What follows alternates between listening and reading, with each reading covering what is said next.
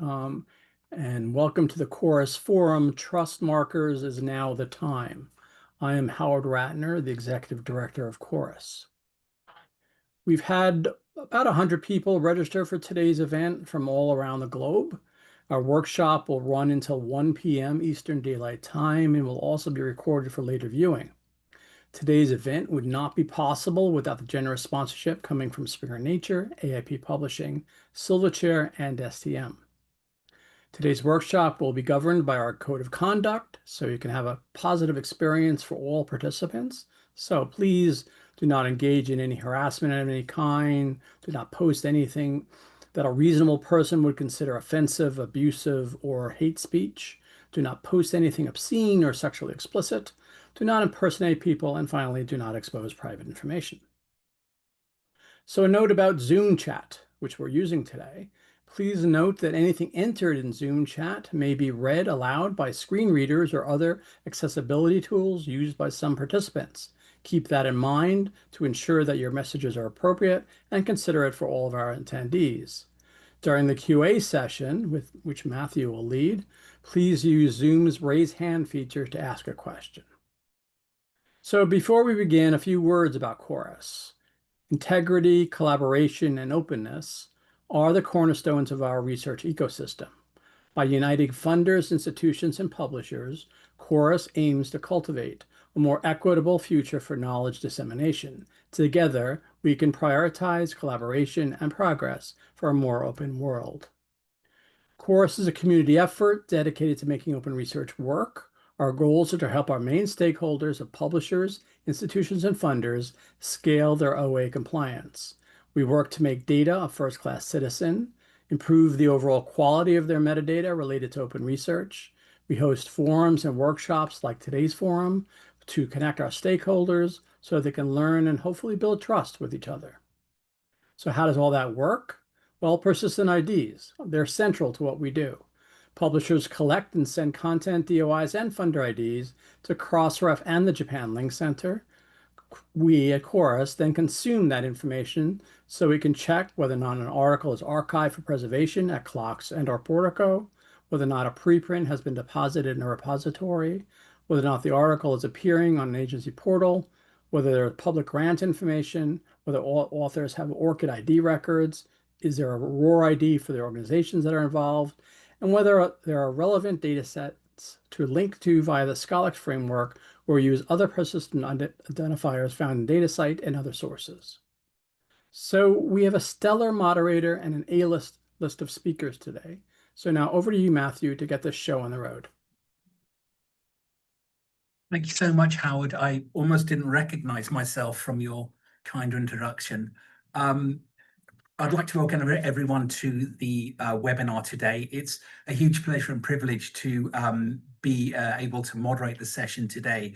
I can see from the participants a really great selection, some familiar names and faces, others not so, but it's great to have such a good group of people to work with and talk with on this webinar today.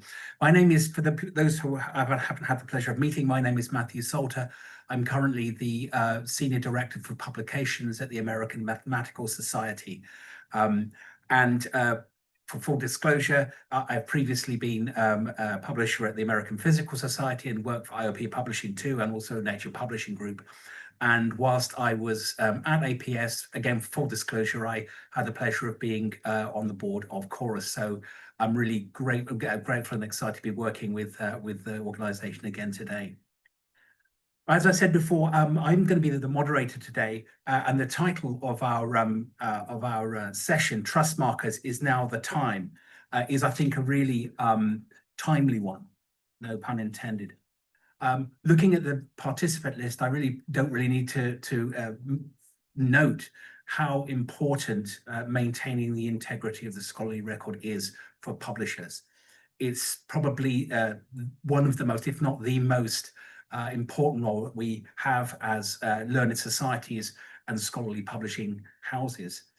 And currently, I think it's not an exaggeration to say that research integrity and publishing integrity is one of the most serious challenges that face scholarship and scholarly publishing. I can see from the participant list that there are many people who know this probably only too well, and they know that publishing integrity is an issue which poses challenges for all learned societies and scholarly publishers. No research field is immune from these kind of issues, and a robust response from the community and individual societies, organizations, and publishers is really important to deal with this growing issue. I believe that left unchecked, these problems, the problems with research and publishing integrity, have a real potential to undermine the health of the scholarly record.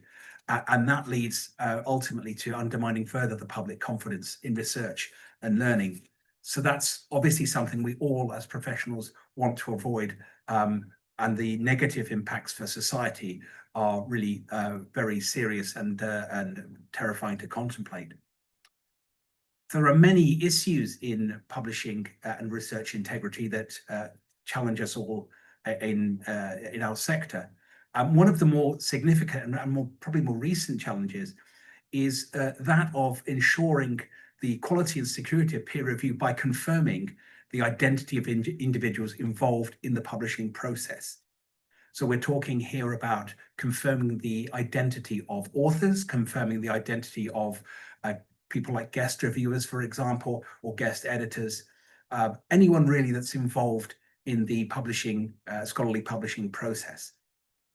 And while it's relatively straightforward to confirm the identity of people in-house, editors and editorial staff that work within an organization or a publisher, it's more difficult to do with individuals with which publishers have a less well-established relationship. And that, again, as I said, can incorporate authors, referees who are brought in as guest referees, of course, and people brought in as guest editors. Now, obviously, it's important to confirm the digital identity of the people who are involved in the scholarly publishing process. First of all, to understand that we are talking to the right people, that we can identify people and check that they are who they say they are. And that allows us to confirm whether they are qualified to carry out the role that they've been adopting in the publishing process, to make sure that they are not stealing the identities of other legitimate members of the community and impersonating those people for their own gain. Is to avoid, to build trust between individuals involved in the scholarly process, so that we know that we can be sure that we are talking to the right people. We're engaging with people who are trustworthy and whose provenance we can be sure of. So the session today will look at challenges which is currently faced by scholarly publishers and other stakeholders in unequivocally establishing the identity of the people involved in the peer review process. It's not a simple process, as you'd expect. Nothing really ever is, and there's no single simple solution. Tackling publishing misconduct, and in particular the issues of digital identity verification, is not just simply an issue of new technologies, although technology has an important role to play. I believe it also requires significant changes and significant thinking and discussion about how publishing cultures and the behavior of publishers, authors, reviewers, and others need to change to adapt to the new reality.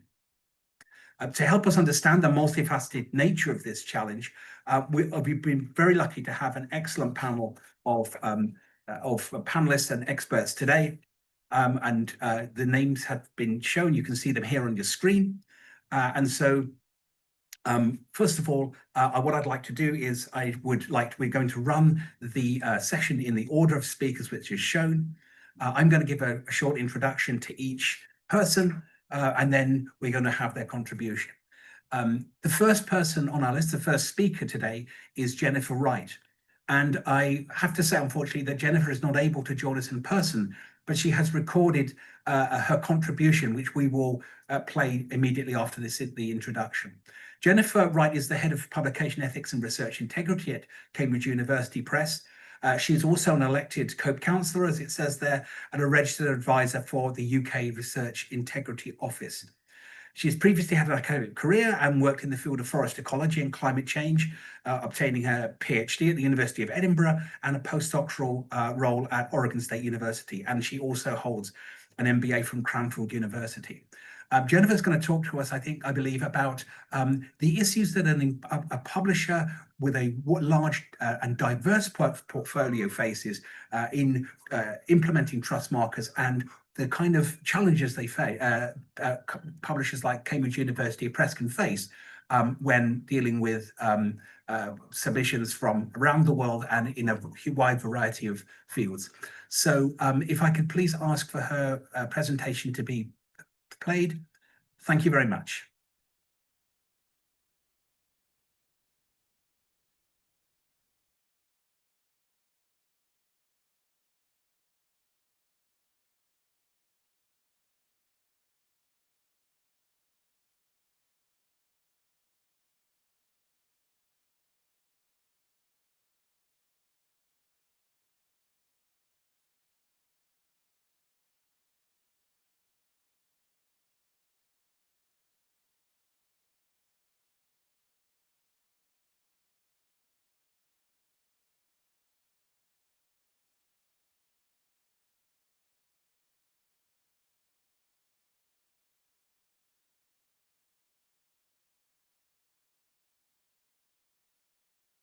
I'm also involved in a variety of industry groups and initiatives, which you can see outlined here, and I'm a COPE Council member.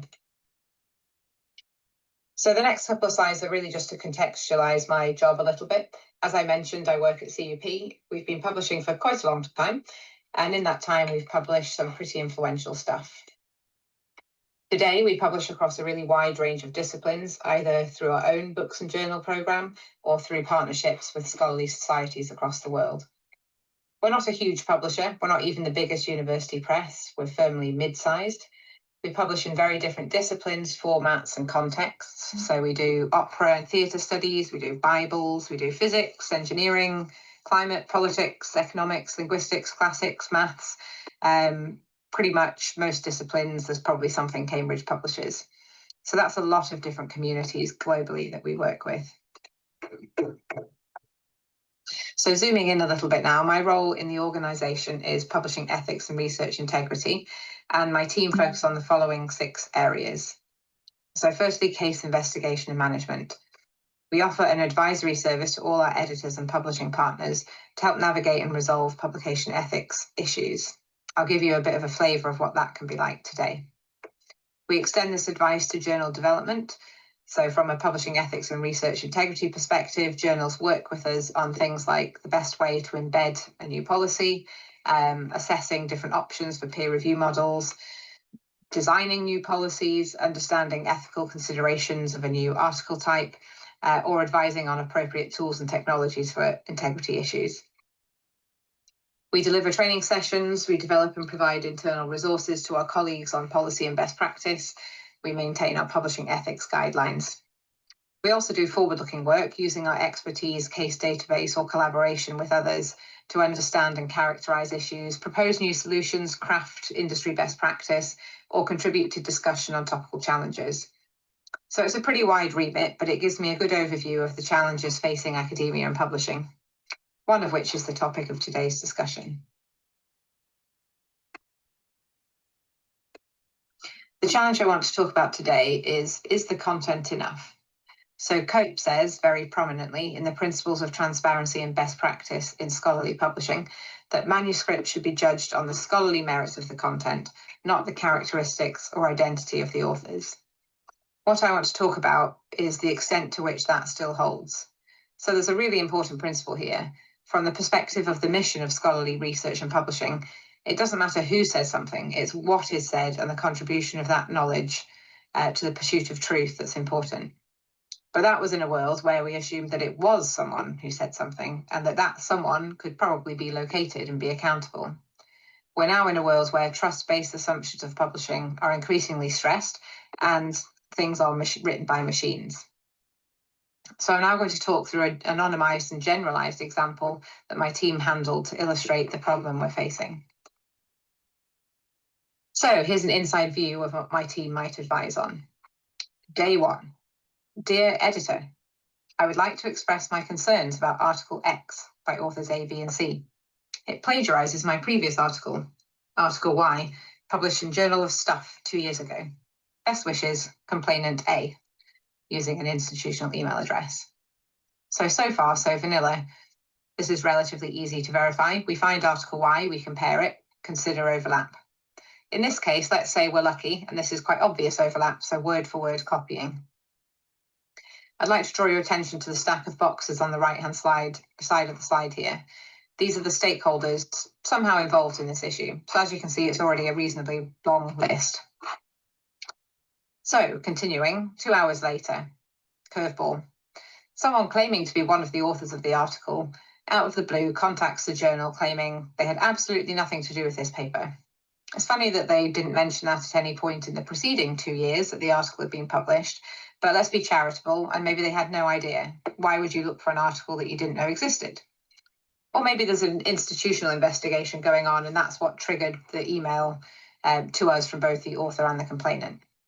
So we note the concern, but we don't act on it yet, particularly because we haven't checked out author B beyond noting that they've emailed us from a different email address to the one that we had on record. So back to the issue at hand, the plagiarism. The editor writes to the corresponding author, author A, and asks for an explanation of the overlap.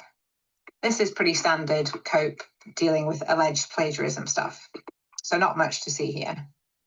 But then, moments later, curveball 2. Usually authors put up a bit of a fight at least. Oh, no, sorry, it's not plagiarism. I just forgot to cite it. I'm happy to do a correction. Or, no, this was mine first. They plagiarized me and published it without my consent. But no, in this case, we just got a, yep, go ahead, retract it. So we start drafting the retraction notice and then turn in for the day. Day 3, curveball 3.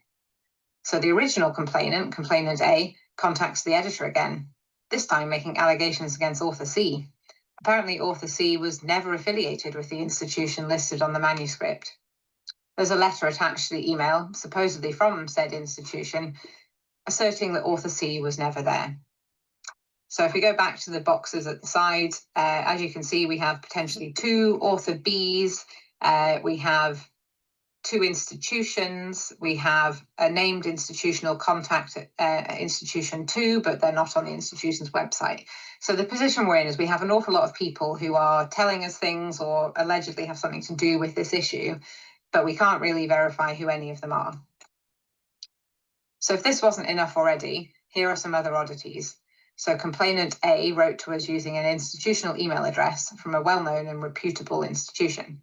Apparently they're a senior department member and a professor, but they only have 2 papers. Now, I'm by no means advocating for publish or perish, but it does seem odd to me that someone would be so senior at a well-known institution with such a scant publication record. Then there's the mystery of the institution certificate. Why would a complainant who seemingly had nothing to do with the article in question, no obvious connection to any of the authors, no connection to that institution, be given a formal letter from the institution confirming the employment status of author C? When we ask for such things, we're told it's not possible because the institution can't share information with third parties. Also, if an author was using the institution's name fraudulently and they were aware of this and concerned about it, wouldn't it be the institution contacting us and not an unconnected third party? Then finally, there's all the communication oddities. Different email addresses, supposedly associated with the same person, some sort of coordination or liaison between complainant A and author B. They both seem to know what's going on pretty instantly. So what is going on? My theory is that complainant A is one of the authors, or maybe a paper mill behind the paper's publication to start with, and someone somewhere has been caught out, so they're trying to cover their tracks. But the point is, we don't know. Thankfully, in this case, the plagiarism was really clear and very obvious, so we already have pretty firm grounds for retraction. But even in this kind of relatively straightforward case with clear grounds for retraction, there are some big questions. I won't go through all of these, but you can basically summarize them by saying we do have to ensure due process, and anything we publish has to be accurate. So we can't just retract things on the say-so of someone claiming to be an author, and we can't write a retraction notice publicly stating that author A agreed to the retraction if we don't know that the person agreeing is actually the author in question. So the bottom line here is, how can journals and publishers ensure due process, appropriate transparency, and fair reporting on issues if we have no good way of knowing who's who, or if those people are even real? So the way we handle this right now is by piecing together extensive 360s. So this is both to increase our confidence in the due process part and also to check for systematic issues. So as an example, this typically involves using a combination of manual and automated or analytical checks to identify things like other publications associated with the same author names or email addresses, checking for connections and issues and patterns in citations, patterns between the complainants, the editors, the reviewers, checking the peer review process was conducted thoroughly and properly and who by, checking the history of the article's journey with us, were there any odd changes or email address changes, affiliation changes, authorship change requests, that sort of thing. And then, of course, we work with the editors to check the scholarly content of the manuscript itself, and we screen for other concerns. We corroborate what we can through online information, institutional web pages, ResearchGate, LinkedIn, and so on. And then we act on what we're confident is defensible, and we have evidence standards to support. But is this enough? And is it efficient? Even with tools, this is time-consuming work. So if we decide that it's not enough, or it's just hopelessly inefficient, here are some options that might make things easier. So firstly, my current hobby horse, provenance. If it were possible to embed signatures or logs into content, and I think it's evident that this is possible, just maybe not yet in scholarly publishing, then the journal could automatically filter out manuscripts of indeterminate or incomplete provenance. Then there's the credit score approach. So other organizations interacting with a researcher could endorse that researcher's trustworthiness. And that could build up into a sort of overall picture of trustworthiness of that researcher. Then finally, there's the kind of beyond reasonable doubt approach. Sometimes a pattern is clear enough and unique enough that you can be pretty confident in the explanation of a situation. And this is essentially what we do now, but quite manually. The problem is, none of this works very well if you can't disambiguate individuals or connect something back to a real person. So, for example, take the trust markers example. In some ways, ORCID does parts of this already. If publishers add publications to an ORCID record, an institution can add employment or studentship. In theory, that ORCID should be more trusted. We've built up a picture of a kind of track record of that individual. But that's the key, that individual. People can create multiple ORCID addresses. We're already aware that people are paid or bribed for use or acquisition of institutional email addresses. So whilst good actors will want to preserve their ORCID and all the achievement and connections on it, what's to stop bad actors accruing a few disused student ORCIDs? So you've got the institutional affiliation, getting some milled papers on there, and then selling this as a trusted identity to the highest bidder. In other words, all these techniques and approaches beyond the manuscript would work better if true accountability was built in. So this is just a summary of the possible benefits of researcher identity validation: accountability, actionability, data and insights. So from a data perspective, knowing apples from oranges is just helpful. Disambiguation, even tools which have triangulation methods to increase confidence that John Smith chemistry at Harvard is different to John Smith biochemistry at Yale, are not foolproof, particularly for early career researchers who may not have as much corroborating data. Finally, I think there are benefits in collective action. Validating the identity of researchers means specificity that becomes harder to dodge for those who work with them. So right now, an institution could, I hope they wouldn't, but could feasibly say, no, sorry, we do have a John Smith who works here, but he's definitely not the John Smith claiming to be our John Smith, who is a prolific paper mill editor. So in many ways, I feel like we're at the point where continuing as we are is untenable. We need accountability, disambiguation, and collective effort to make sure we're equipped to make prompt, fair, and decisive action on attempts to undermine trust in research. So I just want to end, I know I'm close to time, but I just want to run through my top concerns and some potential solutions. So firstly, there are good reasons to hold on to the concept of it doesn't matter who you are welcome to the stage of ideas. This is particularly concerning when you place identity verification in the context of big data and predictability.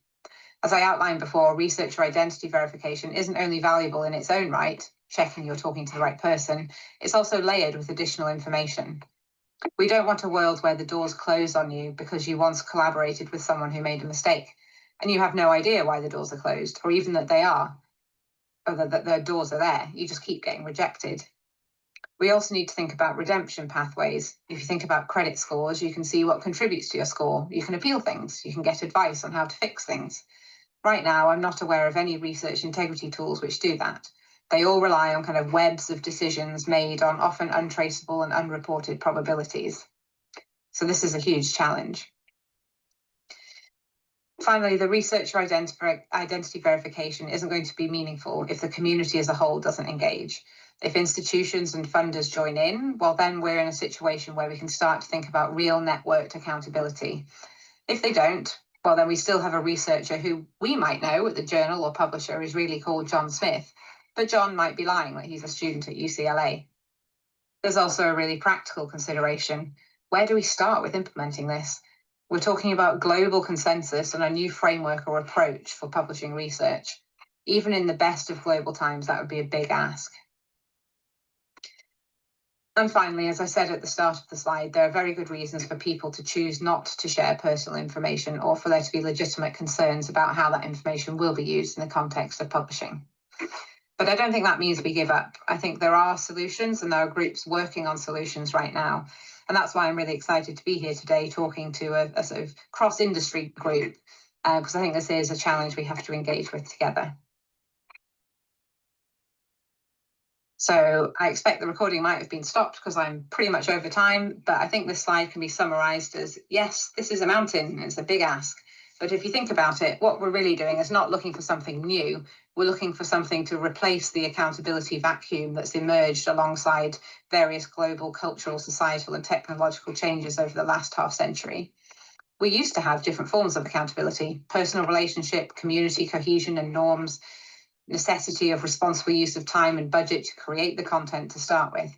But many of these barriers have been removed, often for good reasons and often with very positive consequences, but not much has replaced the positive consequences of some of those barriers. So I think checking someone is who they say they are when they're publishing content that affects people's lives is worth a try.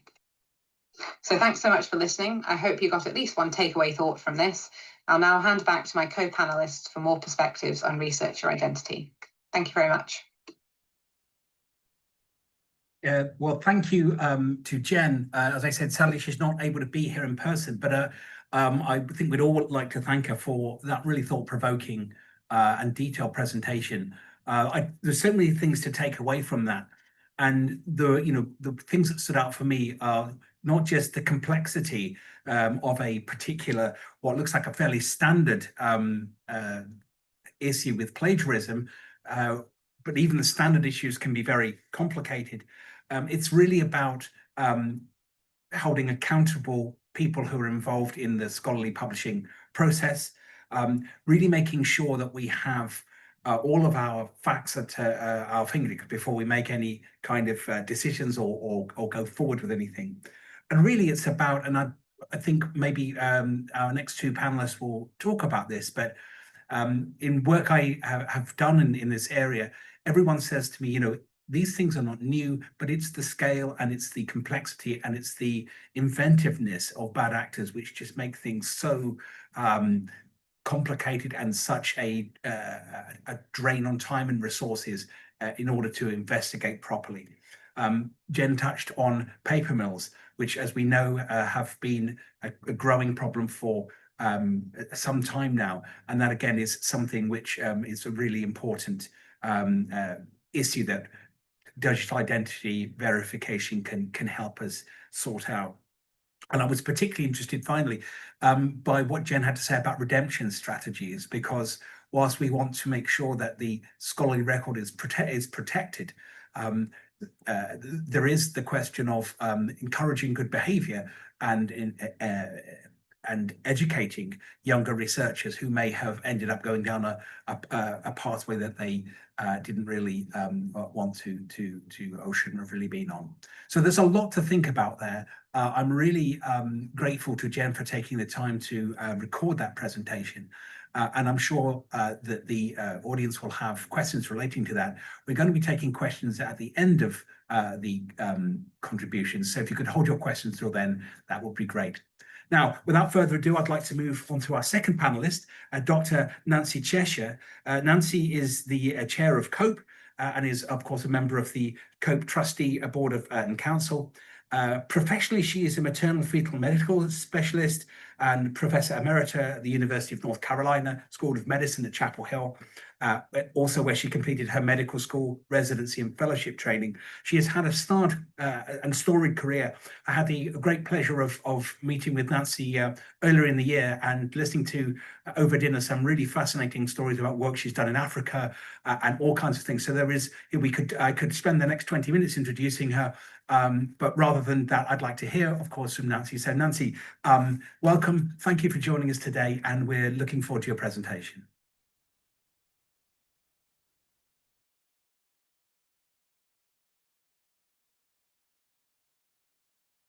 Nancy, you want to unmute. Sorry about that. Thank you very much for that introduction. And I want to thank Jen in absentia for her teeing up why this is such an important and complex issue and why it's so important in open science, particularly in publication in general, that we talk about these things and that we have an approach to them. So to begin with, I wanted to just have one slide that kind of describes COPE in case there are people participating on this call who are unfamiliar with COPE. So COPE is a charitable organization out of the UK. It is a group that has a purpose to educate and advance knowledge in the methods of safeguarding the integrity of the scholarly record for the benefit of the public. So our focus group is the public. Our vision is a future in which ethical practice and scholarly research and publication is the norm. And you can see across the bottom that we have a mission to provide expert guidance to uphold the integrity of the scholarly record through collaboration and problem solving. Again, echoing what Jen said, collaborating amongst lots of different organizations who are working in this area is really important. Support and education, leadership, and expertise. So to get to the issue of digital identity or confirming identities, I think it's important to set up what's the problem that needs solving here. So part of it is the issue of scale that Jen mentioned. In 1990, there was an estimated 650,000 worldwide scholarly publications in Scopus, listed in Scopus. 2024, there's 114 million English language scholarly publications available on the web. So it's no longer possible to have that personal interaction and then personal knowledge. So when I started publishing in 1986, the people knew everybody in the field or just about everyone. So if Cheshire published with Cephalo and Cephalo published with Bose, Bose is terrific, so Cheshire must be okay, was kind of a reasonable way of establishing the credentials of people and knowing who everybody was in the academy. Well, that's really not possible anymore. Other than the numbers, which I tried to illustrate briefly on that previous slide, there are lots of other issues. Scholarly publishing processes are essentially all digital now. When I started reviewing papers as a fellow in my training, I was sent an envelope with a copy of the paper in it, and I made notes on the paper and sent it back by mail. and would call and talk to the editor or the managing editor for that particular paper. Well, now all of this is done, as you know, digitally, and there's very little what I'm going to call human interactions, face-to-face interactions, or at least voice-to-voice interactions.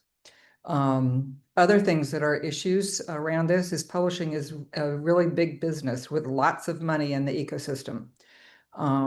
There are perverse incentives. The publisher perish dogma of academic medicine, for instance, or academic science, is certainly what I'm going to call a perverse incentive that has driven issues like paper mills and data fabrication, other sorts of misconduct. Also, there are more and more clever bad actors who are targeting weaknesses in the system for money or power or academic advancement of their own. And the methods to cheat now are not just on the basis of a single paper, but they're at scale. So again, thinking about paper mills. And they are increasingly sophisticated. And it seems like lots of times we're all doing catch up because the bad guys are using more and more sophisticated methods to get around the systems we've put in place. So from an editor's perspective, and I had the opportunity to be an editor-in-chief of 2 different journals, my basic and editor's basic issue is the submitted manuscript trustworthy? The peer review process really is looking at the content of the paper. Has the science been done well? Is it reported well? Are the statistics appropriate? Is there an appropriate analysis? Is it just based on the content? Okay. Is it a reliable paper? But trust markers focus on the identities and, as Jen mentioned, the provenance of the work. Where did this come from? Who are the people involved? So there are different inputs into whether this particular manuscript I'm looking at, different things to evaluate on a particular manuscript to tell us whether it's a trustworthy manuscript or not. So some of the trust markers that have been suggested and are in use is basically name, what the affiliations are, what's in the funding statements, and can you go back to the funding agency and confirm that this particular author with these particular pieces of identity is who they say they are. Conflict of interest statements are helpful in this regard, who the co-author group is, and the author contributions statements that are commonly required by publishers and journals. Importantly, these are generally author provided and therefore at risk of manipulation. And then a publication history, which one could look at just to, have that additional information as to whether this person is probably the person they're saying. If they're a maternal fetal medicine doctor and they're publishing in political science, one has to question whether there's a problem there, for instance.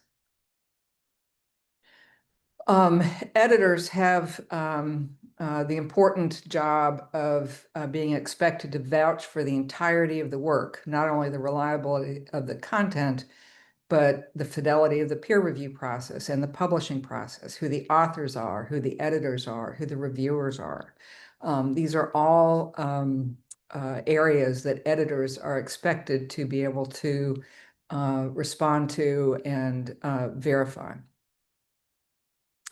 So let's talk about what a digital identity really is as we begin to drill down on particularly the last pieces that were on the previous slide of what editors and editorial teams are expected to be able to be confident about. So a digital identity is a one-to-one connection between a real person and a digital system. We live with these all the time in our regular life, outside of our roles in publishing and in science and the academy. Examples are two-factor identification for emails, or if you're doing online banking, you have some sort of system for a second way of establishing that you are who you say you are. This might be a PIN code, it might be biometric data.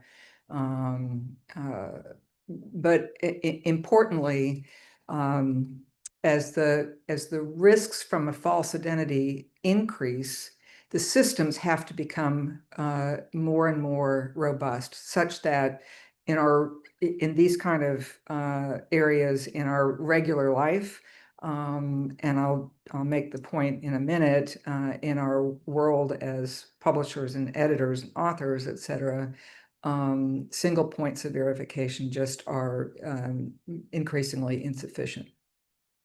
So let's take a real world example here.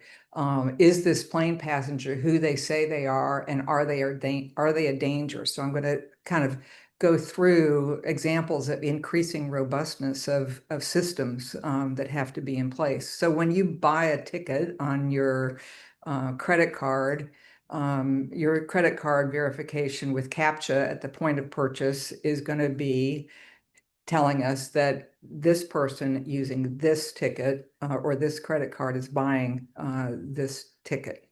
So that's pretty straightforward. You can pick out the taxi cabs in the little CAPTCHA system that they have in place, or you can just hit the button that says that you are a human and go on from there.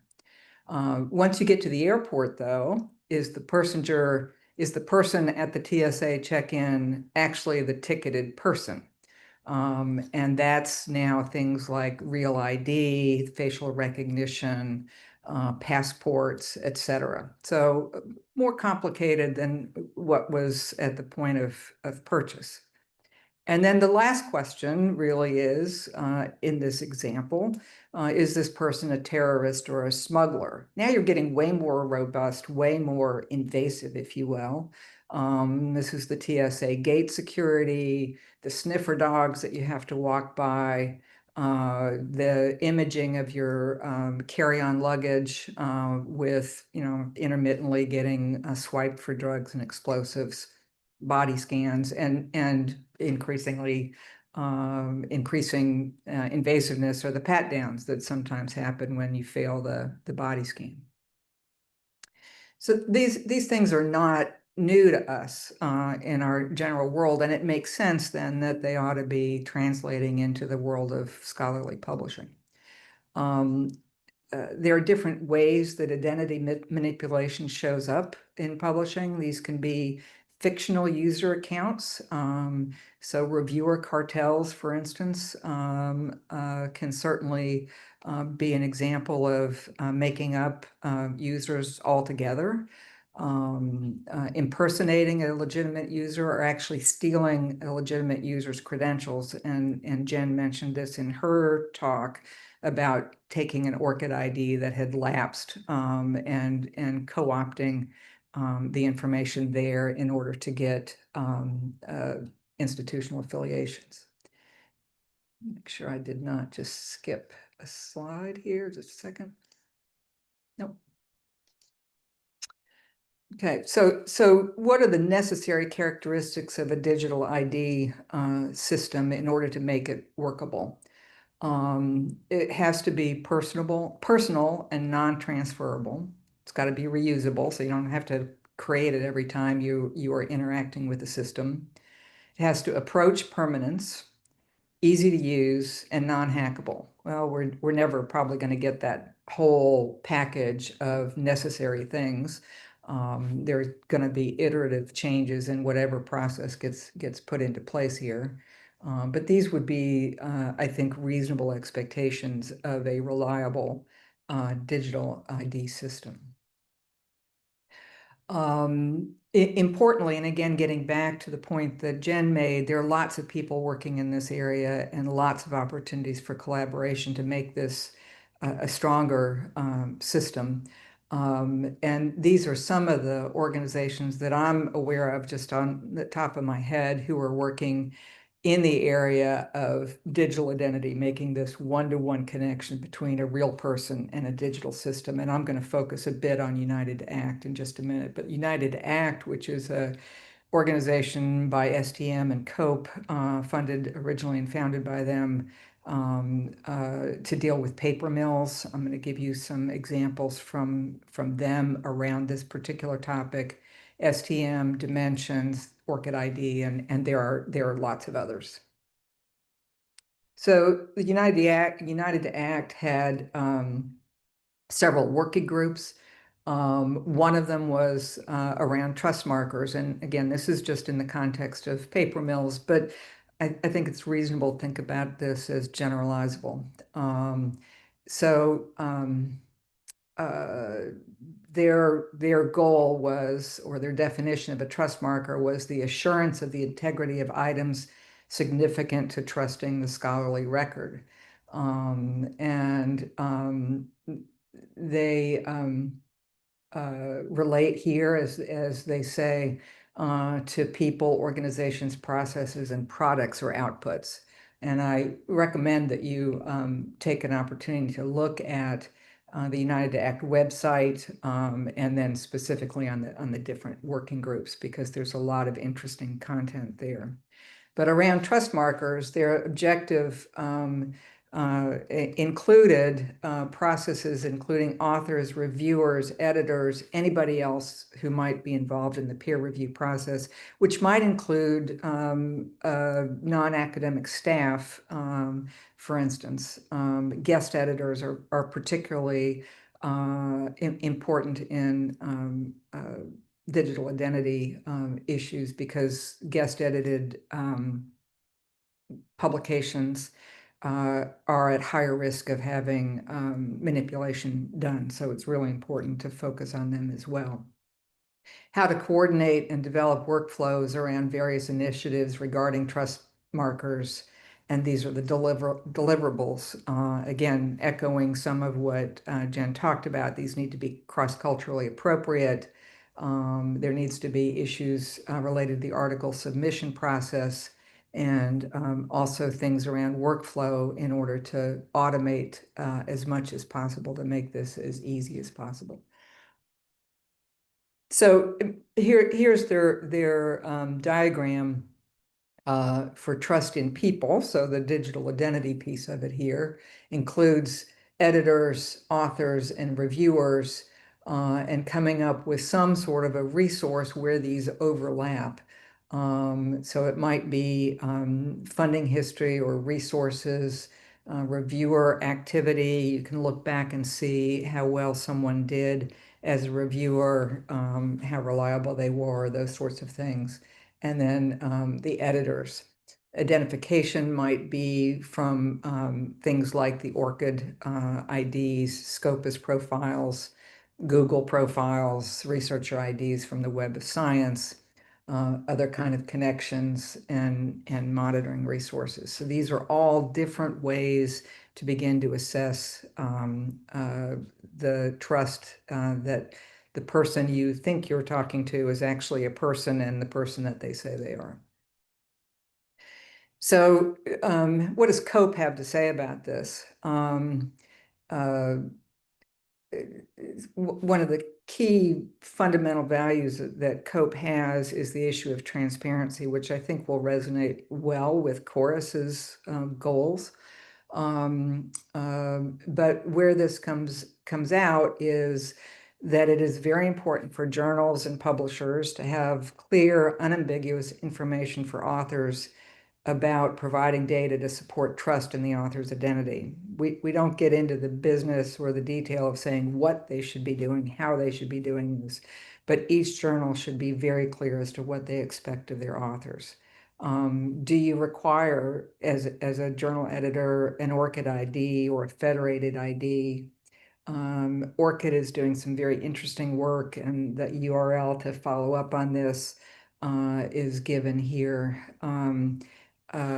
Looking for ways to have validated information within the ORCID ID. So I recently published a paper and was asked by ORCID if I could import from the publisher information directly into my ORCID ID so that it's not that information wasn't generated by me, but by an institution. COPE asks what do you require for describing affiliations? Is a non-validated institutional email required? Can you use a Gmail account or a Yahoo account? Do you only require validated institutional emails? Whatever a journal says or expects needs to be transparently provided. And then funding statements, because information from the funder can be very important in validating identifications. Again, what level of granularity do you want? Is just a simple funding statement significant or sufficient? Or do you want to have something from Clarivate's ROR or some sort of actual funder verification? As I said, we don't require a specific or endorse a specific methods, but just that it be transparently described, and it ought to apply to everybody in the process of peer review. Authorship is a particular focus of COPE because it is one of the areas where there is the most areas of misconduct that we become aware of. And we've moved to recommending that more and more that interactions with what used to just go to the corresponding author should be going to each of the co-authors. And specifically, each author should themselves sign a statement of authorship as a condition of publishing, saying that they fulfill whatever the journal has defined is the authorship criteria, and that they take responsibility for the paper, and that they understand that this information might be used to make sure that the requirements are being met, and in case there's a dispute later. This is an example, and what we recommend that all named authors should sign a statement as a condition of publication, attesting that each signatory fulfills the authorship criteria. No individuals who fulfill that authorship should be left out. No other individuals deserving of authorship have been omitted. Each signatory declares that they take responsibility for the work at hand. So the process is to confirm the identification and trustworthiness of a particular person. Needs to be scalable, needs to be automated, specific, and user-friendly, because if it's not, if it's too onerous, authors are going to go elsewhere. And with that, I complete my presentation, and I think Richard, our next speaker, will give us some information about how to really go about doing some of those things. So thank you very much, and I look forward to the panel discussion. Thanks so much, Nancy. That's a really sort of comprehensive overview of just so many things there, and it was really particularly good to hear from you about what COPE is doing in this space. I think as I talk to people and go around and we talk to each other at conferences, there are so many moving parts to what we see, and having some form of standardized guidance, I think, is super important. It ties really in well with the theme that Jen mentioned in her presentation about the need for a cross-publisher, a cross-discipline approach to solving these issues, because certainly this is it does take a village, and probably more like an urban conurbation to solve this issue. I'd like now to move on without further ado to our next speaker, Richard Northover. Richard is a product consultant specializing in identity and privacy at STM.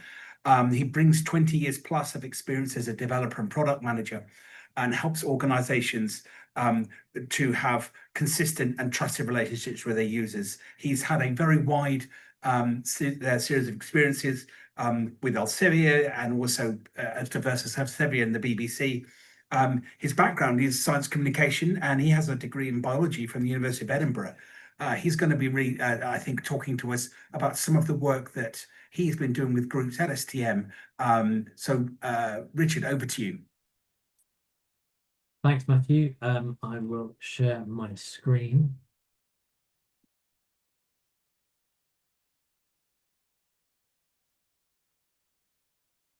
There we go. Okay. Thanks, everyone. Let me just hold on.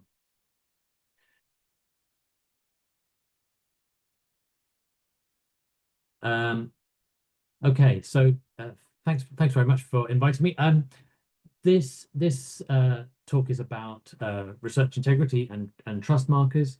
At risk of repeating some of the things that have already been said, I just want to kind of give a sketch of sort of my version of the big picture here. So research and science more broadly is built on communication. It's built on the ability for researchers to be able to share what they've been working on so that others can validate it and repeat it and build on each other's work. But that communication is built on some form of trust. Like, you have to be able to tell the difference between somebody who's saying something for real and somebody who is imitating or actually faking it entirely. And as you've heard from both Jen and Nancy, this is something that's happening more and more. So if communication is built on trust, trust is built on verifiability. So your ability to see the evidence for why you should trust something. And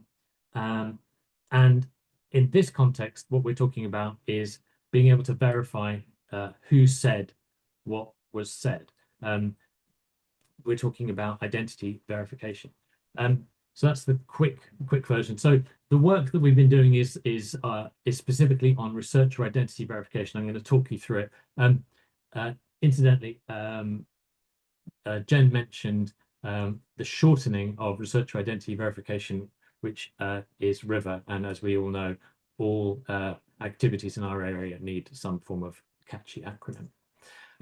So this is the outcome of getting on for a year and a half's work with a working group within STM that I've been working with. We created these two reports. One is a sort of background to the subject, and the second one is the development of a framework and some recommendations for how this stuff could work. And this is all for discussion. And just so you know, this is the working group that we pulled together, and it's got people from lots of publishers, but also smaller publishers as well. And the idea is that these are ideas for discussion in the whole community. This isn't some kind of mandatory suggestion that everyone has to follow. This is for us to talk about as a community so that we can work towards some kind of shared collaborative way of thinking about these problems. So let me try and explain what I'm gonna do. First of all, I'm going to explain the problem. And again, this has been talked about by the other two speakers, but I think I'll just try and summarize. Then I'll introduce this framework that we've developed to try and think about researcher identity verification. I'll tell you about some of the recommendations that we came up with, and then some of the challenges that we still need to work on, and the work that we're going to do to address those challenges. So the problem, and again, at risk of a certain amount of repetition, research fraud is on the rise. And we all hopefully appreciate that this is not only damaging trust in science itself, but it's wasting all kinds of resources, both within publishers and within research groups and everywhere else, trying to filter the signal from the noise.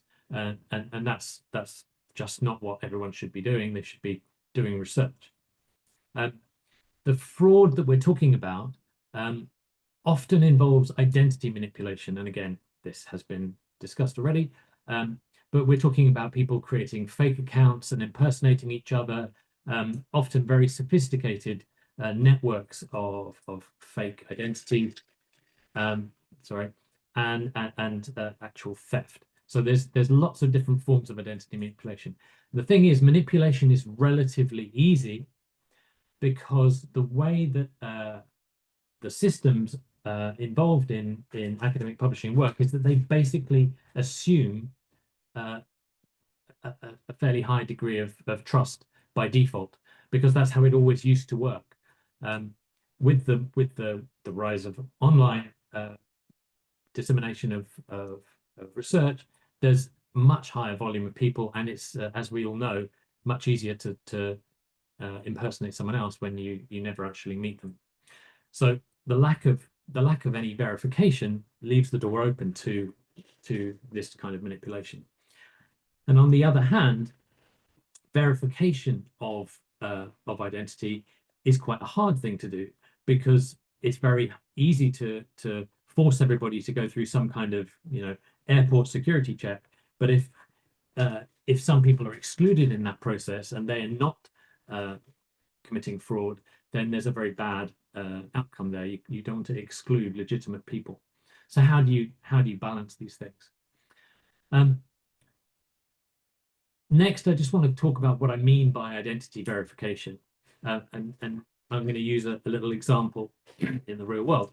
So here's a car, and we all know that cars, if you want to take a car out onto the road, it's not something that anybody can just do. There are systems in place to help make sure that people can be held accountable, because they are, after all, driving a big bit of machinery that can have negative consequences, right? So there are license plates. Now, they are verifiable things. They are privacy preserving because they don't have your real name on them, and only the right the right authorities can make a link between your number plate and your true identity. The thing is, in the world of science publishing, it's almost as if there are no license plates, and anything that people have, any identifier that they have, they're kind of self-issued. It's you can just create a Gmail address that says albert.einstein123@gmail.com and go around claiming that you're Albert Einstein. So this is kind of what we've got at the moment. And what happens is people are effectively driving around doing all kinds of things, and if fraud is detected, like the equivalent of a speed camera, there's no way to trace back who's doing the manipulation, who's being fraudulent, because there's no easy way to tie that person back to where they really came from, who they really are. So this is a little bit, the metaphor here is people having number plates that are like this, and what this work is about. How do we do the equivalent of letting people identify themselves in ways that can be actually trusted and verified? So let's actually look at the editorial process and see how this plays out. There's a good actor and a bad actor, red and green. So in the editorial process today, somebody will come along to an editorial system's front page, and they will need to sign in or register or somehow identify themselves. And let's say they use a Gmail address. They then go through various steps to submit their paper. As part of that, they might suggest reviewers for their paper and list their co-authors and other things like that. There they are. And then the editor of the journal may or may not include the suggested reviewers, but often they do. And those suggested reviewers will be sent invitations where they in turn go to the editorial system and sign in or register. And then they'll do their peer review, and then the paper is published. And that's a bit of a simplification, and obviously this takes all kinds of loops and takes time, but that's broadly the shape of it. But the thing is, this can easily be subverted, because it's possible for a bad actor to submit their paper and then suggest reviewers that are actually not real. And this happens all the time, because these are all just the same person, but they've just created multiple identities that are all just fake. So a paper mill actor can usher their paper through the system by giving it a glowing review that they wrote themselves.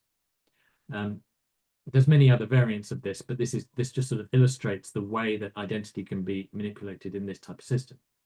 So then, you know, the peer review happens and the paper gets retracted later. So how might we solve this? Now, basically what we're talking about is adding some kind of verification step at this point. We could talk a great deal about exactly, you know, what this looks like, and I'll touch on it in a second. Maybe we could talk about this in the questions afterwards. But we're talking about adding a step of identity verification. But how do we get this right? We've talked a lot in the group about what are the kinds of underlying principles of this process, and we think they go something like this. We need to have inclusivity, which means no researchers would be excluded by this process. It has to be proportional, so you're not asking people for more information than you absolutely need to be able to trust them. We similarly, and for the same reason, you minimize collection of data and adhere to all of the well-known laws to do with processing that information properly. The whole thing has to be feasible in the sense that it has to be less complicated than the world is today. It has to be simple and consistent and scalable, and actually make this whole process more possible, and not simply add further complexity to the kinds of scenarios that Jen sketched out at the beginning that are deeply complex. And it has to allow some form of accountability loop to happen. Going back to the idea of the cars and the license plates, if somebody is driving at 100 miles an hour down the motorway and they have a license plate that's genuine, and the speed camera takes a photograph, but then nothing happens, then there's no accountability. And so you need all three parts. You need some way of tracing who the person was that you took the speed camera photograph of. You need some kind of detection, and you need some kind of way to complete the circle to create the accountability loop. So this then leads on to the framework itself, where we've tried to come up with some main headline areas, and each one addressing these principles and trying to address the underlying problem.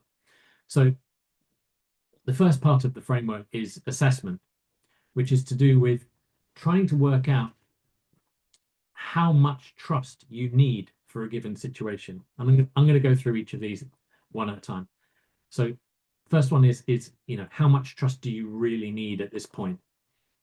Then the actual verification step, where you ask the user to provide some evidence that's going to be sufficient to meet that level of trust. Then you look at the evidence that they presented and you try to work out, okay, is that enough?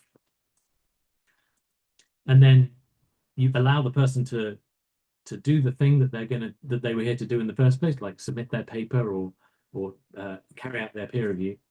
And then you have some kind of feedback loop that allows you to calibrate this over time, on the one hand, but also if somebody is validated, if somebody is verified, but then goes through and it turns out that they were just a very sophisticated bad actor, that you can then hold them accountable by doing something about it, contacting the whatever it was that verified that they were real, that was clearly mistaken.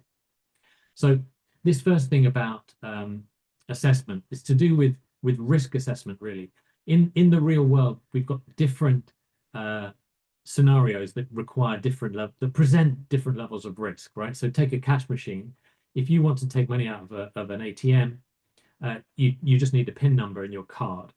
But for traveling on an aeroplane, you need more than just a PIN number. You need to go through security. You have to have a passport. There's a higher threshold for trust there. And as Nancy pointed out, this can get quite serious at different levels. And then something extreme like launching the nuclear missiles. If you've watched war games, you know that there are lots and lots of layers of identity and verification and so on to make it hopefully at least very difficult to launch the nuclear missiles as a bad actor. So in our world, you similarly have different levels of power and responsibility, and therefore risk if somebody was to act fraudulently at that level. So an author has quite a lot of power, but it's really power over their own paper being submitted. A peer reviewer obviously has the power to make decisions about that. So that's slightly more powerful. And then an editor or guest editor has got more power still. So you might expect somebody wanting to act at each of these levels to need to present more evidence that they are genuine at each of those levels.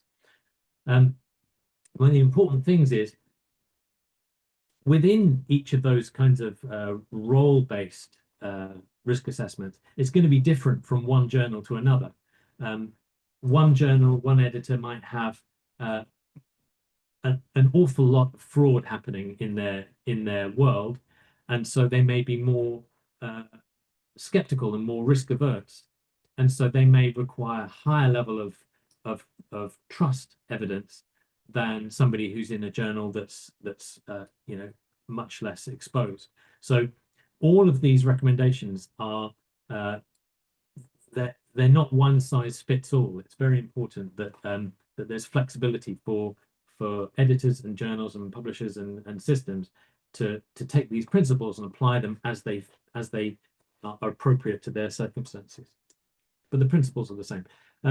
So if the next box in the framework is verification itself, and the question is,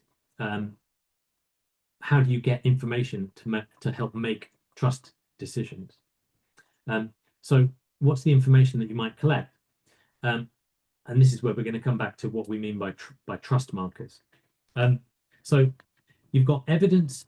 You can think about this information on these two axes. There's kind of evidence of your individual identity, like who you actually are, and then there's evidence that you can present that shows that who you are is actually a researcher who's got something to back that up. So if you take what we have today, which is like just an opaque email address, like a Gmail address or a Yahoo address or something like that, that doesn't really prove who you are. It just proves that you've got an email address, and it doesn't say anything about your academic legitimacy. It's easily fakeable. So there's no real trust there.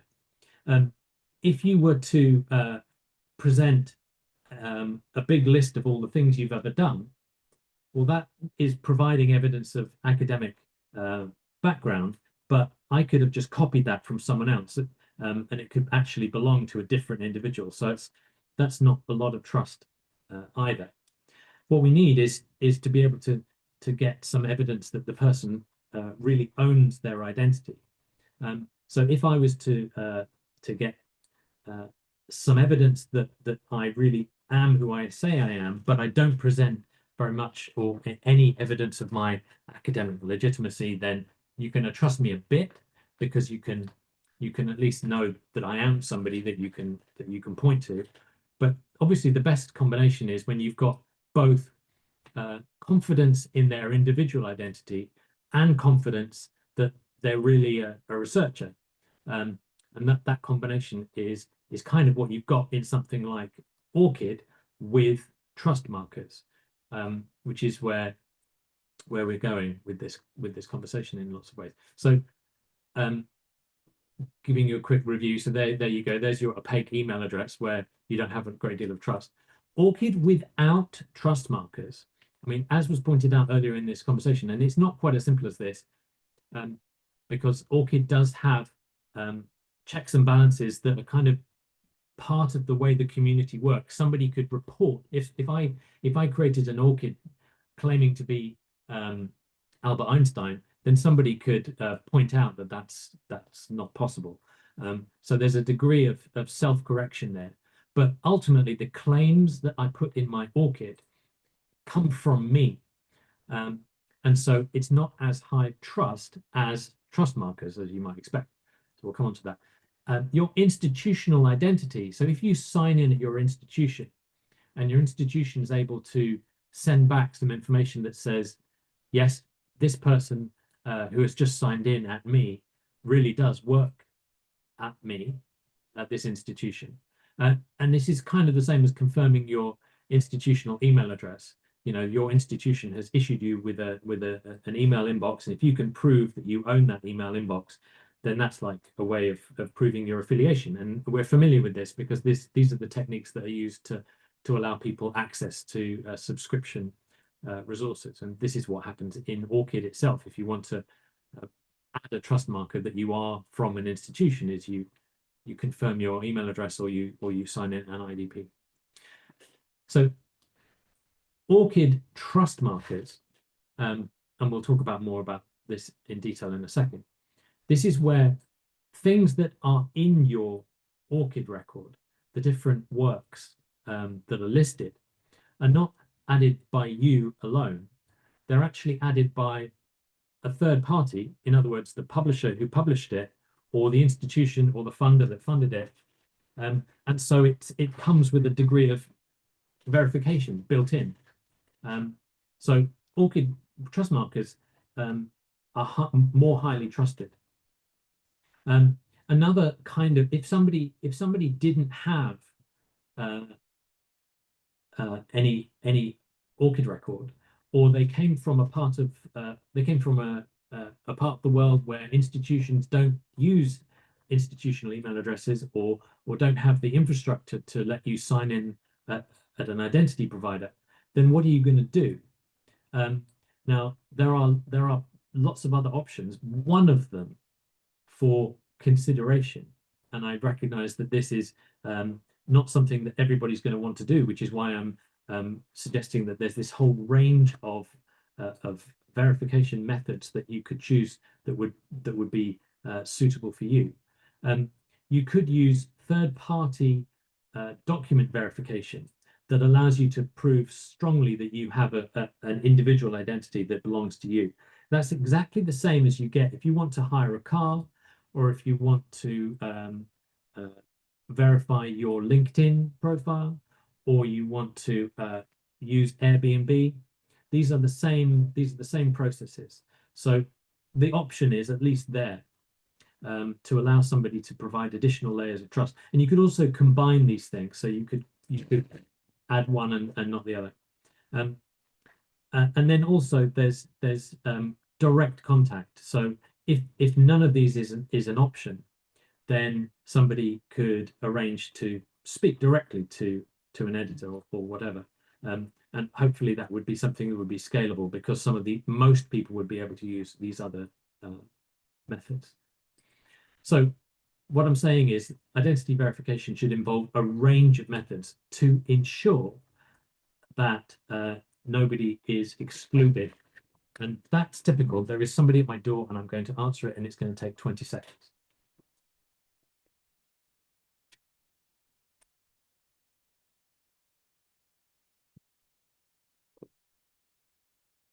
Apologies, this is what happens sometimes in the world. Okay, so a range of methods. So let us quickly look at what a journey would look like if it had verification in it. So if a bad actor comes along, the idea is that they would sign in or register, and then they would not be able to go through verification because they would be unwilling or unable to provide any evidence that they are genuine.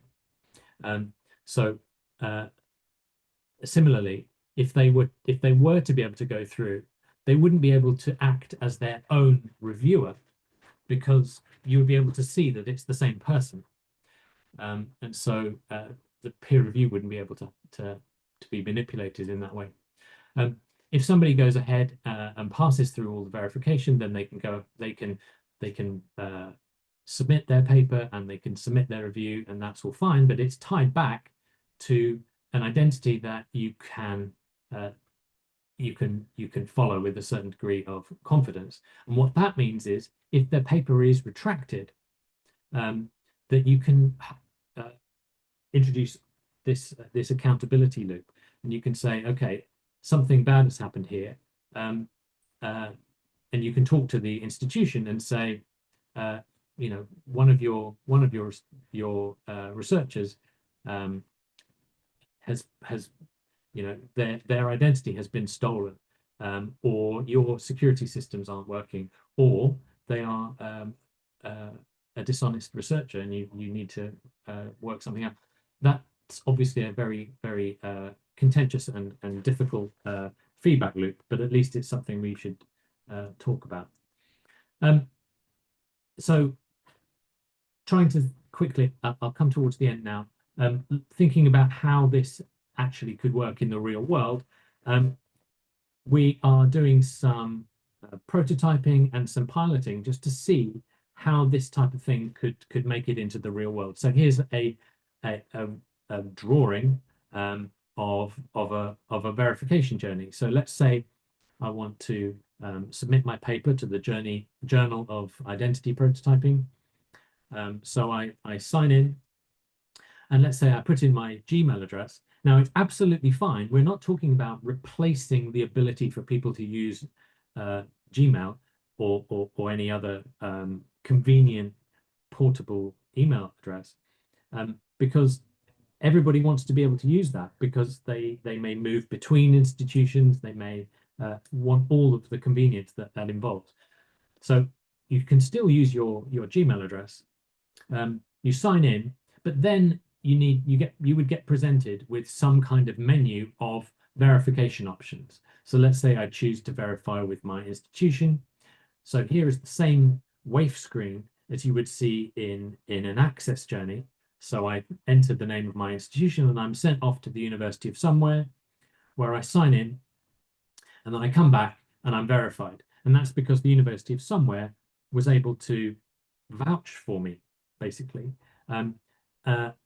There's lots of details here, like, for example, the fact that the university's IDP will need to provide an individual identifier, even if it's pseudonymous, just to make sure that I can't do the same journey multiple times, once from the point of view of an author, and then in the same system be my own reviewer.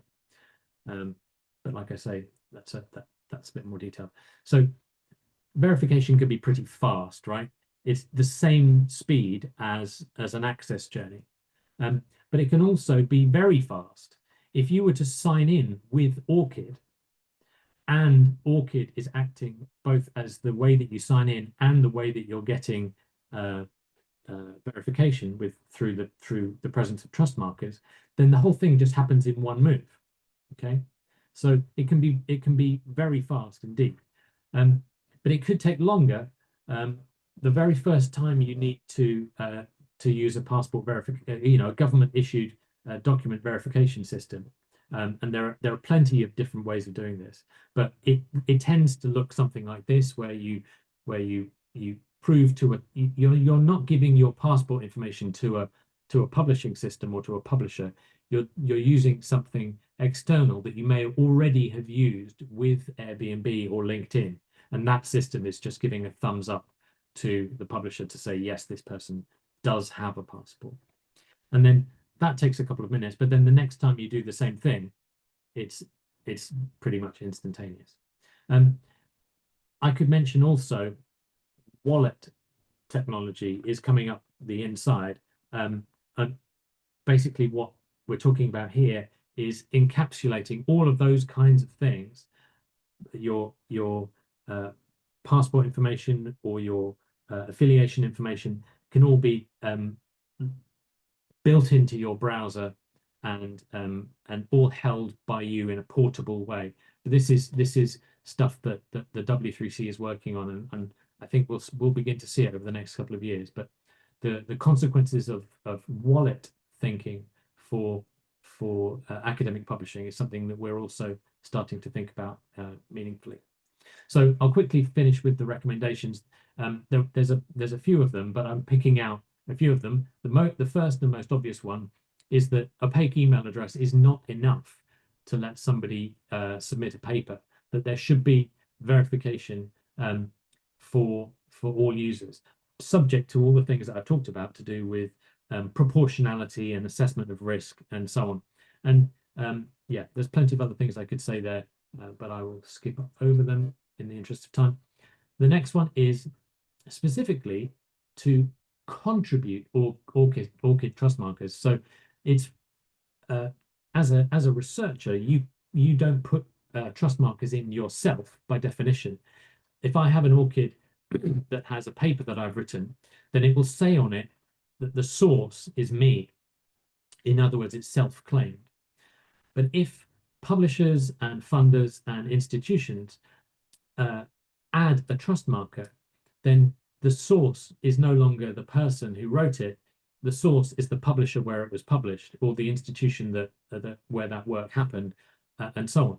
So that is a trust marker, and we need, the community, the world needs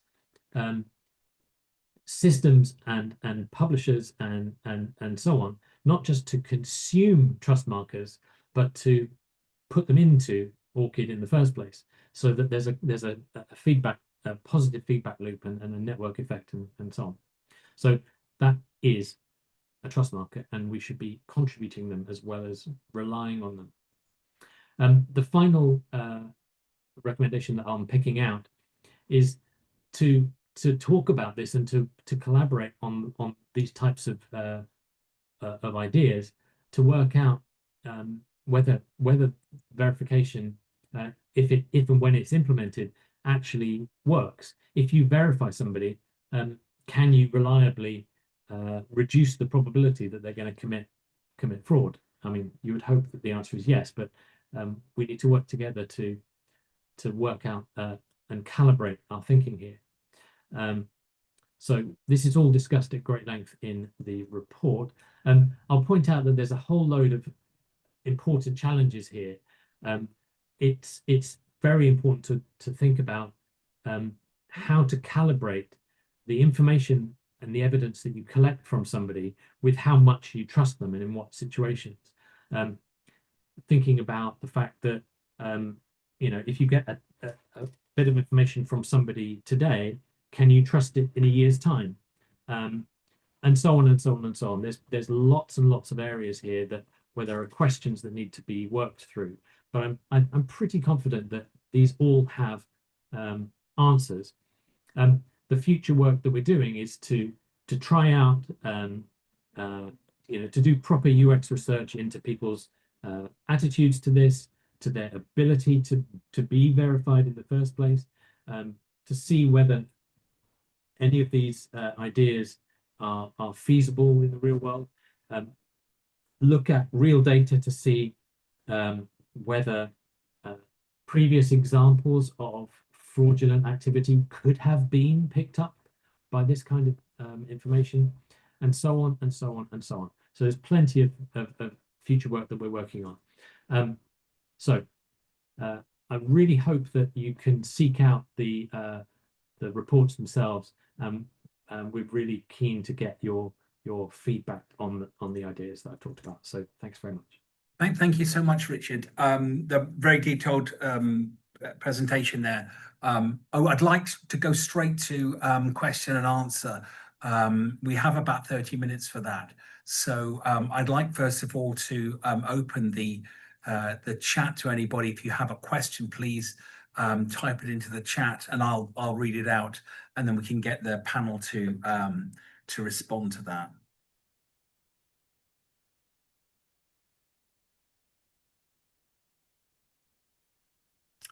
Well, while we're waiting for those to come in, I think one of the things which I took away from your talk, Richard, is that it is it's not a simple issue, and it's a problem that we're going to need to solve with a combination of techniques and technologies to address all of the different scenarios that you might see.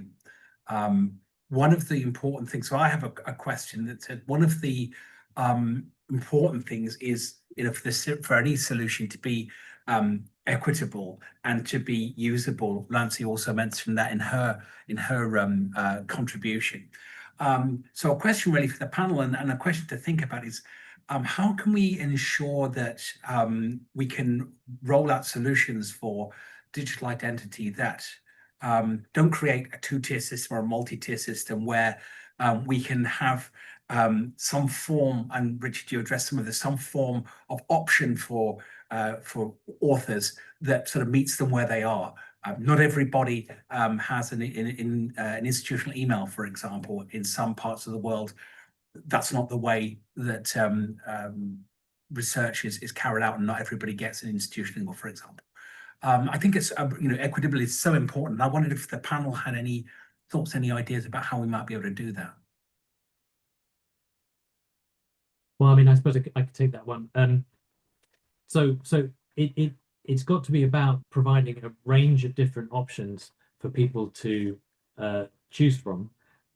We're doing some research to try and work out which types of research do have access to these various methods. But if we assume that there are plenty of legitimate researchers who don't have access to any of these methods, then what would you do? And I think the answer is that, well, one possible answer is that you don't have to verify. And this sounds a bit counterintuitive, but if you have 1 million people, and most of them are legitimate researchers and some of them are bad actors, what you have, and the problem that Jen sort of sketched out at the beginning, was that you've got a really hard problem of trying to sort out 1 million different people. How can you reduce that number to something a bit more manageable? So if you gave people the option to verify and said, if you want to make it more likely that you will be able to be trusted by this system, then please go ahead and verify yourself.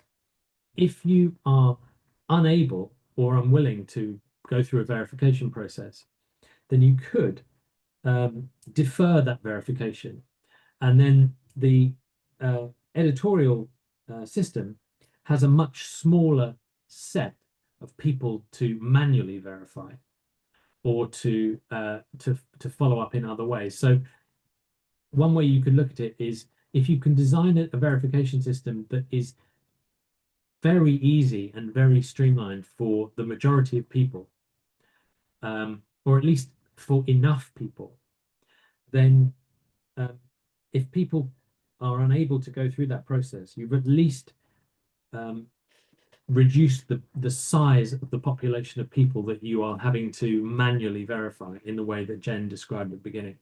So I suppose that the answer is you try to provide as many different ways of letting people verify as possible, so that the largest possible set of people can verify, and you support the model where if somebody doesn't verify, that's what triggers what has to happen today anyway, which is manual verification, but you just have a much more manageable set of people to verify. Does that answer your question? Yeah, thank you. I think it really gets to that. Nancy, I wondered if you had any thoughts on that matter. Yeah, I mean, I agree with Richard. I kind of view it as like a matrix. And if there's someone who can't do or chooses not to do the easy thing that's, let's say it's a verified ORCID ID. I'm just picking on that one. If that's not an option for them for one reason or another, then adding a different set of things that they could do with that could still be automated until you get to the point where they're just not willing to or able to do those things, then you have to do it manually, however. But as Richard said, having multiple ways of doing it, but it seems reasonable to me that an individual journal or publisher might choose to have a stepwise function of these different options for people that they could do, and hopefully then have that in their system with confidentiality steps built in. For instance, if it's going to be requiring a passport, an image of a passport, you don't want that to be easily accessible. So as the invasiveness of the verification process increases, the security is also going to have to increase, I think, and that's another important step. Yes, indeed. I mean, there is a real balance here between ease of use and not getting, making things difficult for authors and other stakeholders, but also having balancing that with security. It's a real, I think, a key challenge of all of these systems. Yeah, and trying to get things reusable. Absolutely. No, you're quite right, Nancy. Yeah. You don't want to have an activation energy for an author to get their work out there that's so high that they're never going to get it done. And as an organic chemist by training, I'm delighted to bring the concept of activation energy into our discussions. One of my favorites. Always happy to talk about that. I've got a couple of questions here from the audience. The first is from Chris Shillham. I think needs no introduction. I'll just read out what you've written. Chris says several of the panelists mentioned. I'll start again. Several of the panelists mentioned the importance of knowing who you are talking to, but there are different aspects to this. Are they the same person you were talking to previously? Are they associated with the institution they said they're from? Does the name they gave you correlate with the legal identity they hold?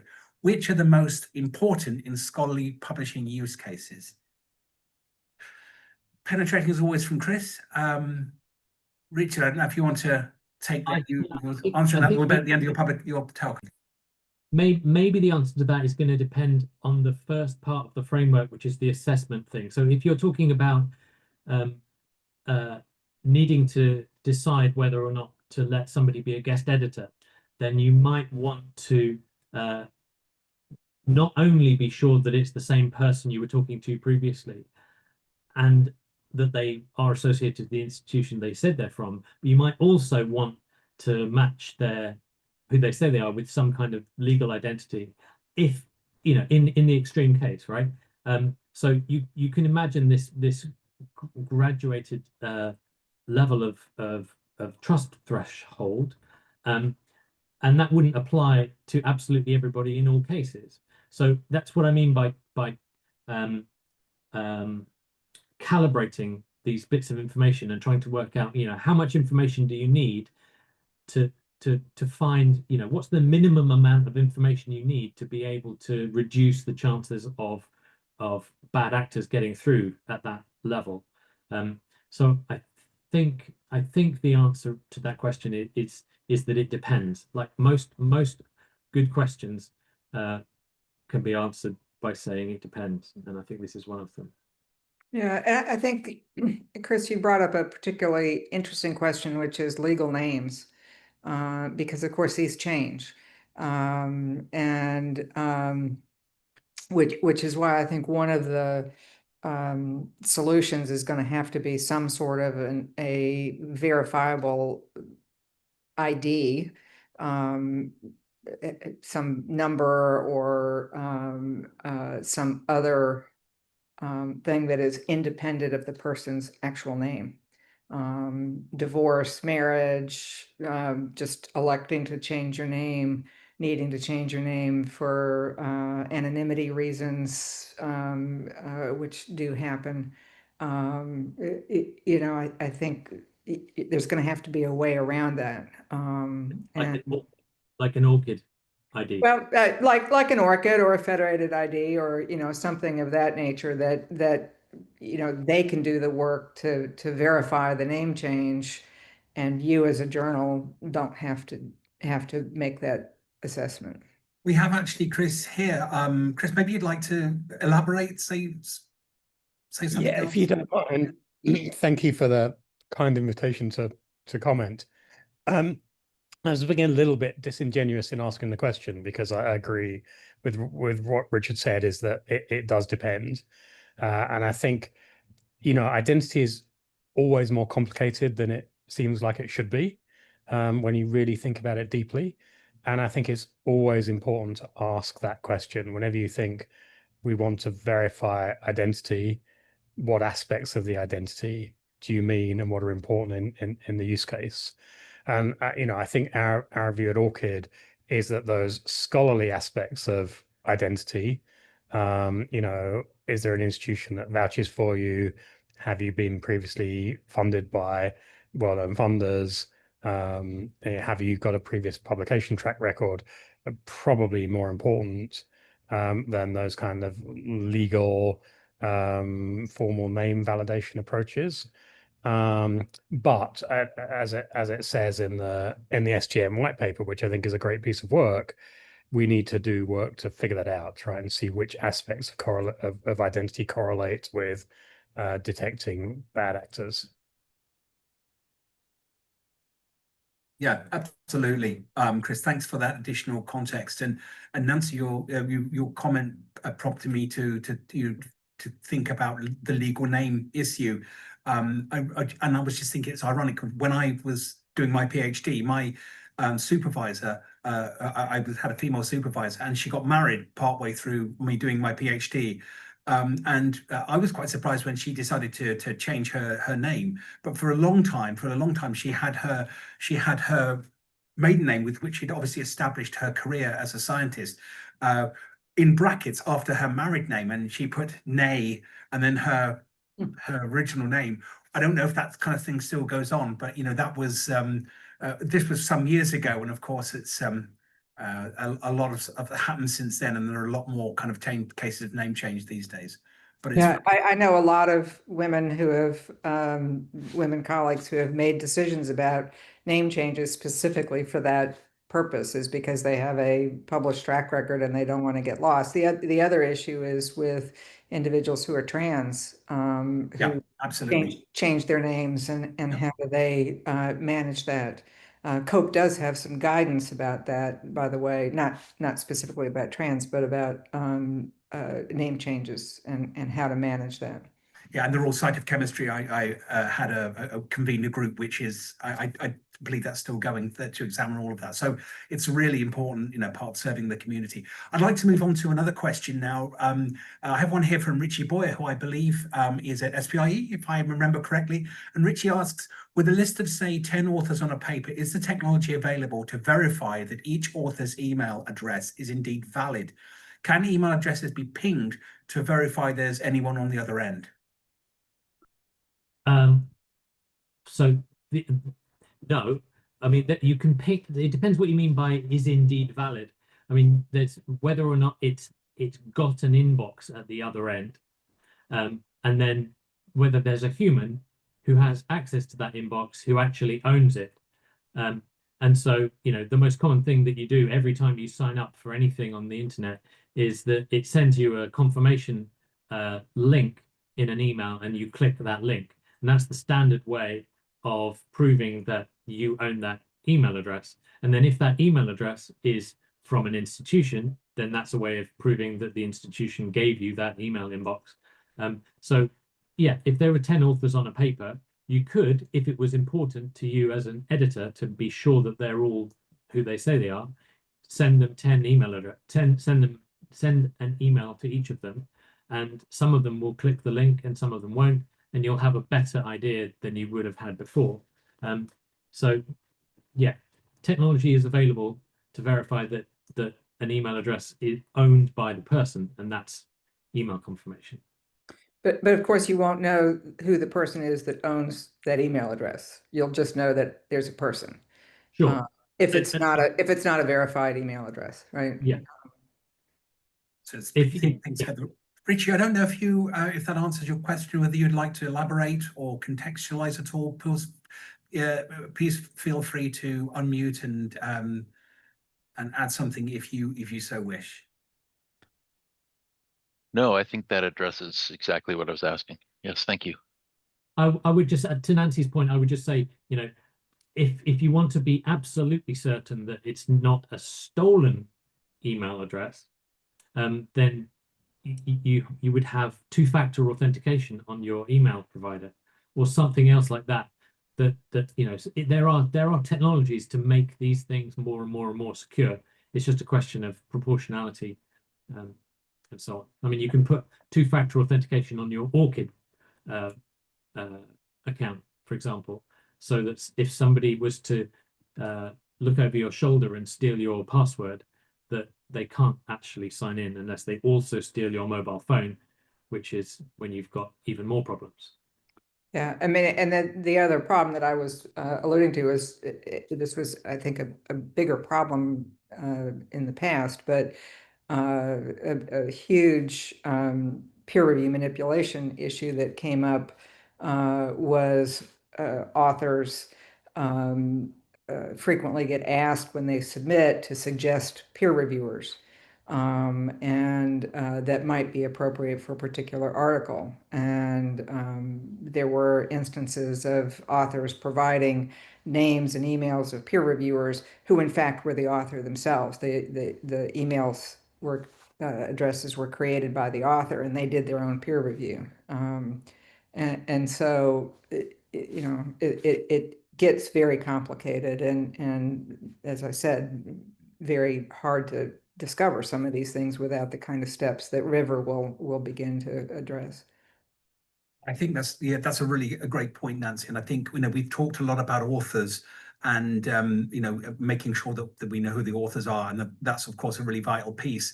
But also it is around, and I think I just touched on it in my introduction, around also people, and you just alluded to this yourself, who are involved in other parts of the editorial and publishing process. And I know of no name, no pactoral, but there are cases where publishers who have special issues, for example, recruited an editor for a special issue, and it turned out that this individual was sort of inviting all his friends to have a kind of a citation cartel.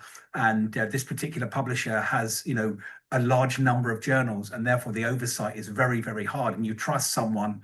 And in this case, sadly, it turned out to be the situation that were detected and the problem was fixed. But this is again another use of verification that can be used to protect published articles and the sanctity of the editorial process. So thank you for bringing that in. We're coming up to with 10 minutes to go, and I'll just like to ask one last question. We don't have any more in the chat, but thank you for those who did answer questions. So the question I have is, and it's asking for you to get your crystal ball out, really. We know that bad actors are an inventive bunch, and we always think, in many cases, I've heard, as I'm sure we all have, this integrity being akin to whack-a-mole. That when you think you've got one thing or nailed down, something else pops up. What do we see going forward as what's going to be the next thing when we do this session in a year or two's time? Will we be still talking about this? Hopefully not, or will we be talking about another iteration of this? And it's clearly not a one and done situation with this kind of